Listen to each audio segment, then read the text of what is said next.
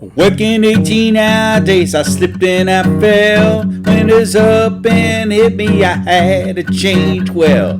There's no way to sustain it, you'll crash and burn. Will not be able to work and no way to earn. Change well, and then you can leave. Change well, and your kids you can feed. Turn your life around for the final bell.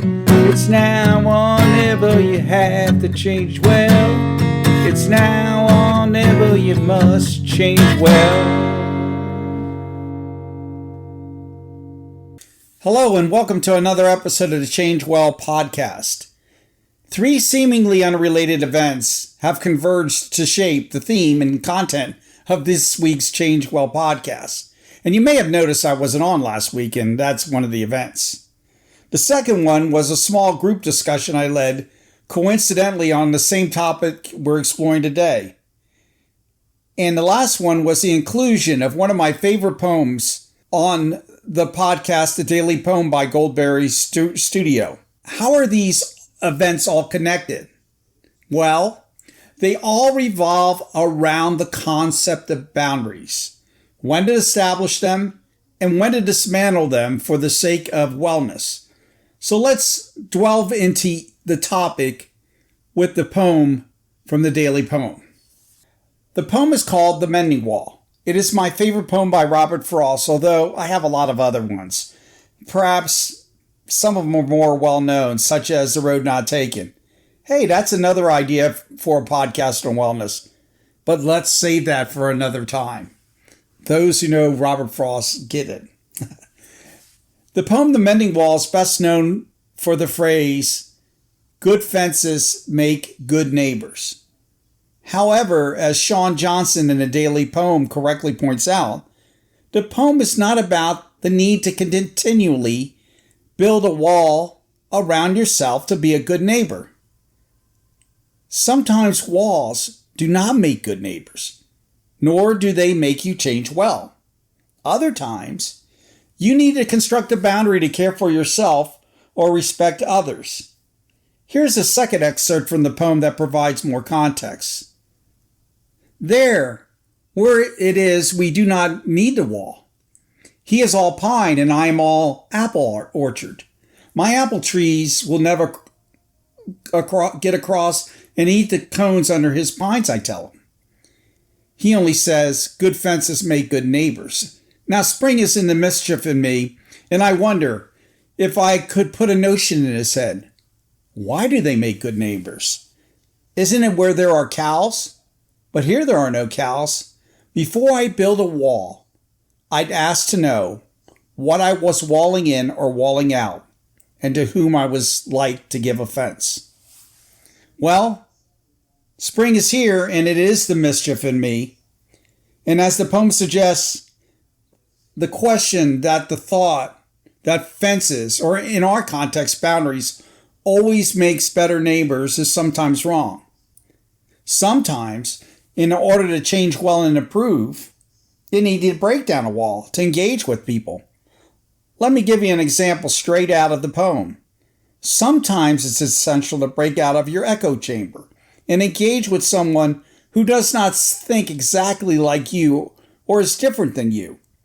You may learn something from them, expand your horizons, and grow. Also, what is there to be afraid of, as the poem suggests? Why fear engaging with an apple tree if you are more inclined to be a pine tree? Are you scared they're going to eat your pine cones? Now, I think one thing I am good at is breaking through boundaries. I love the diversity of opinions and ideas.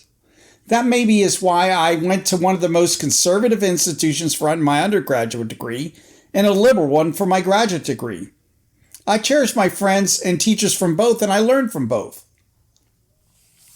Another reason it may be essential to break down boundaries is when you are lonely or feeling depressed.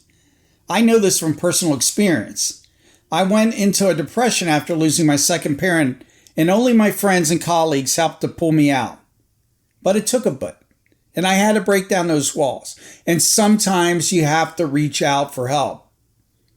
So do that if you're feeling lonely or blue. And don't let it get too far gone. Now let's pull in the other two events that I spoke at the very start of this podcast.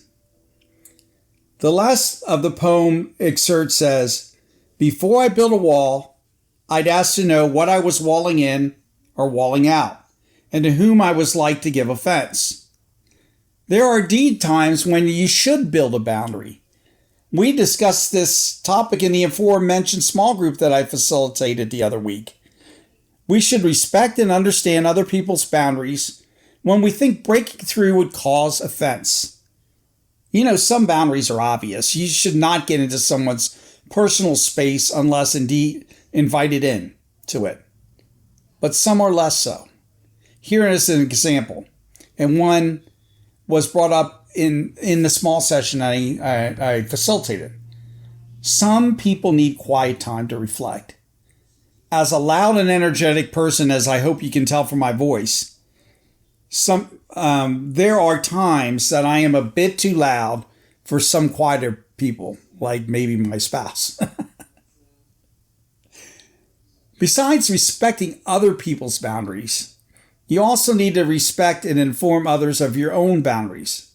This thing I am notoriously bad at, and is the reason why I did not prepare a podcast last week.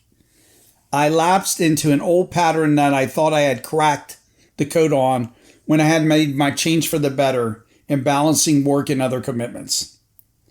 I have recently added another work assignment to my portfolio, and instead of blocking off time to do my podcast and blogging, which brings me such joy, I got overly engaged in other commitments. At one time when I was working 16-hour days, hence my theme song, I was the poster child of what not to do in boundaries. Heck, I'll share a secret. I actually pulled over the side of the road to power up my computer and to solve a code problem when returning from a visit to my wife and our newly born son the day after he was born. Don't do that. Establish boundaries. And I was equally not great with the work-life boundaries of others.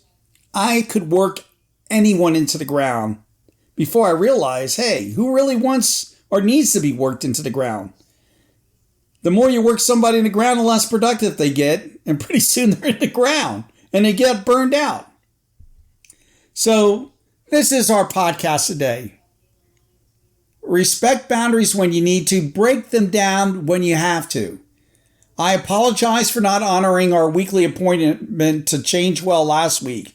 So until next week, know when to set your boundaries and when not to, and change well.